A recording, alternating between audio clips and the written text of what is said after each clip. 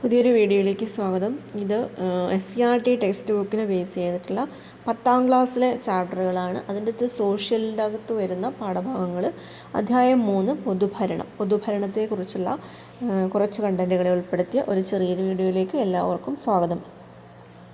Government രൂപം നൽകുന്ന നിയമങ്ങളും വികസന പദ്ധതികളും നടപ്പാക്കുന്നതാണ് ഭരണസ്ഥാപനങ്ങൾ. ഗവൺമെൻറ്റിൻ്റെ ചുമതലകൾ ഫലപ്രദമായി നിർവഹിക്കുന്നത് ഭരണസ്ഥാപനങ്ങൾ ആണ്. പൊതുഭരണം എന്നാൽ ഗവൺമെൻറ് ഭരണത്തെ സംബന്ധിക്കുന്നതെന്ന് പറഞ്ഞത് എൻ ഗ്ലാഡൻ. പൊതുഭരണം എന്നാൽ ഗവൺമെൻറ് ഭരണത്തെ സംബന്ധിക്കുന്നതാണ് എന്ന് പറഞ്ഞത് എൻ ഗ്ലാഡൻ.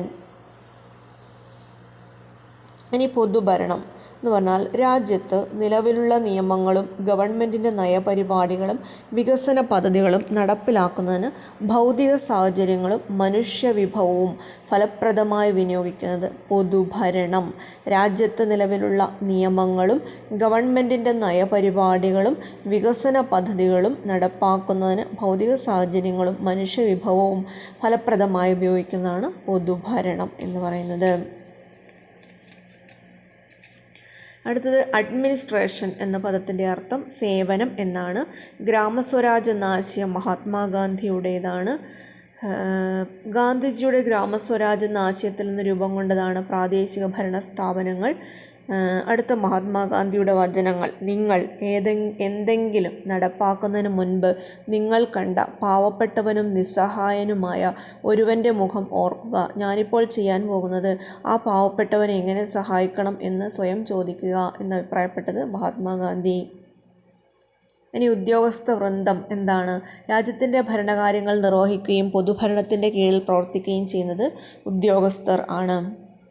ഇന്ത്യൻ സിവിൽ സർവീസിൻ്റെ 3 ഘട്ടങ്ങളാണ്: അഖിലേന്ത്യാ സർവീസ്, കേന്ദ്ര സർവീസ്, സംസ്ഥാന സർവീസ് മുതലായവ. കേന്ദ്ര സർവീസിലേക്കും അഖിലേന്ത്യാ സർവീസിലേക്കും ഉദ്യോഗസ്ഥരെ തിരഞ്ഞെടുക്കുന്നത് UPSC അല്ലെങ്കിൽ യൂണിയൻ പബ്ലിക് സർവീസ് കമ്മീഷൻ ആണ്.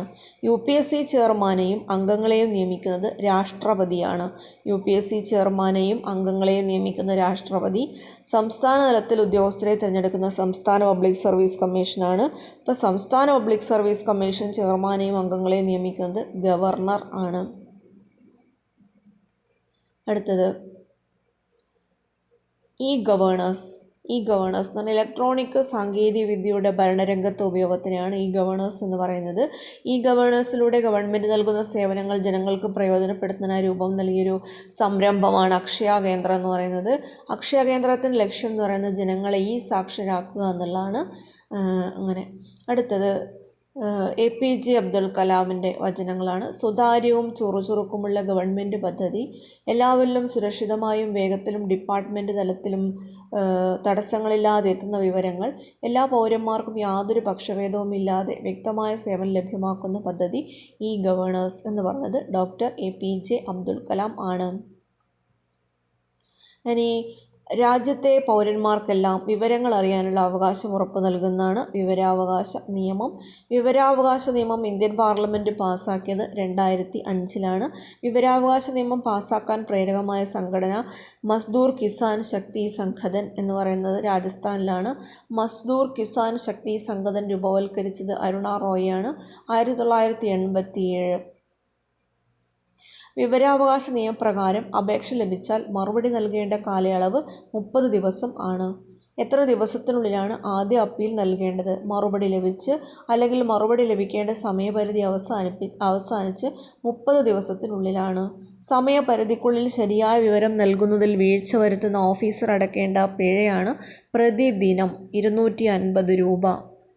വിവരാവകാശ നിയമപ്രകാരം വിവരങ്ങൾ ലഭിക്കുന്നതിന് നൽകേണ്ട അപേക്ഷാ ഫീസ് എന്ന് പറയുന്നത് 10 രൂപയും ആണ്.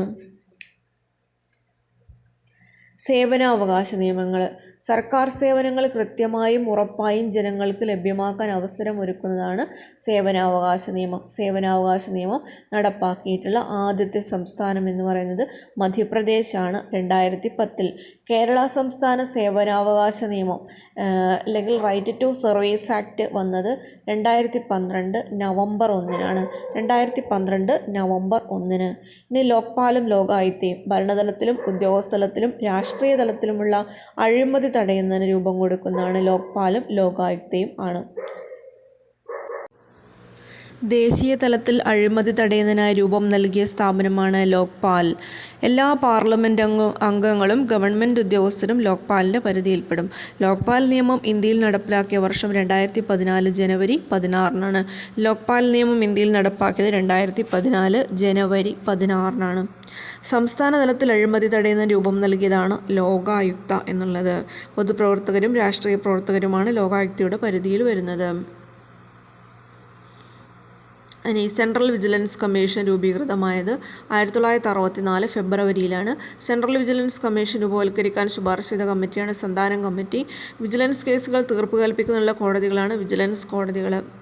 അടുത്തത് ഓംബുഡ്സ്മാൻ. ഔദ്യോഗിക കാര്യങ്ങളുമായി ബന്ധപ്പെട്ട പരാതികൾക്ക് തീർപ്പ് കൽപ്പിക്കാൻ ചുമതലപ്പെടുത്തിയ ഉദ്യോഗസ്ഥർ ഓംബുഡ്സ്മാൻ. വിരമിച്ച ഹൈക്കോടതി ജഡ്ജിയാണ് ഓംബുഡ്സ്മാനായി നിയമിക്കുന്നത്. ആദ്യമായി ഓംബുഡ്സ്മാനെ നിയമിച്ചത് ബാങ്കിംഗ് രംഗത്തെ ഇടപാടുകളുടെ പരാതികൾ പരിശോധിക്കാൻ വേണ്ടിയിട്ടാണ്.